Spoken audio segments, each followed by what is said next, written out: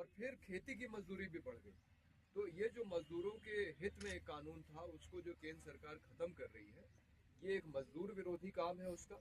और हम लोग की मांग है कि इसको वापस लाया जाए। लेकिन राज्य सरकार, केंद्र सरकार कहती किसानों की बात खेत में होगी और किसानों को रोजगार दिया जाएगा। अभी हाल ही में मुख्यमंत्री योगी आदित्यनाथ बाराबंकी के दौलतपुर गांव में आए थे, तो वहां पर भी कह रहे थे किसानों को रोजगार दिया जाएगा और खेत की बात खेत में होगी। क्या ऐसे में लगता है जिस तरीके से कि उत्तर प्रदेश के मुख्यमंत्री योगी आदित्यनाथ किसानों के सामने बड़े बड़े भाषण देते हैं, क्या इस प्रकार से किसानों को लाभ मिलेगा?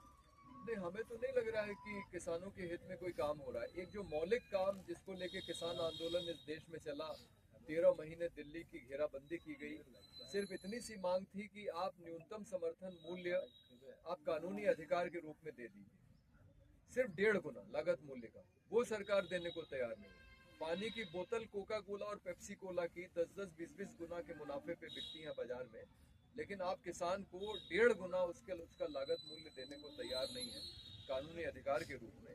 आपको मालूम है कि जब फसल पैदा होती है तो जो खरीद केंद्र है वो बंद रहते हैं और बिचौलिए खरीद लेते हैं अच्छा, किसान ऐसे का। में जिस तरीके से आप लोग आज ज्ञापन देने जा रहे हैं, अगर कार्रवाई नहीं होती है और आप लोगों की बात नहीं सुनी जाती तो आगे क्या करने का प्रयास है आपका? देखिए, हमारी पार्टी का निर्णय है कि ये देशव्यापी आंदोलन इसको बनाया जाएगा। हमारा बिहार में क्या आपको लगता है कि भारतीय जनता पार्टी की सरकार है, अक्सर आंदोलन करने वालों को दबाया जाता है, क्या आप लोग सफल हो पाएंगे? देखिए, ये तो किसान आंदोलन ने दिखा दिया कि जब जनता खड़ी होगी तो सरकार को पीछे हटना ही पड़ेगा।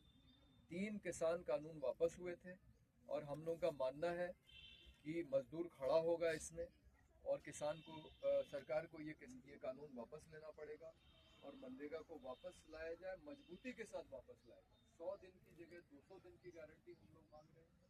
मजदूरी हम लोग 800 रुपये प्रतिदिन की मांग रहे हैं।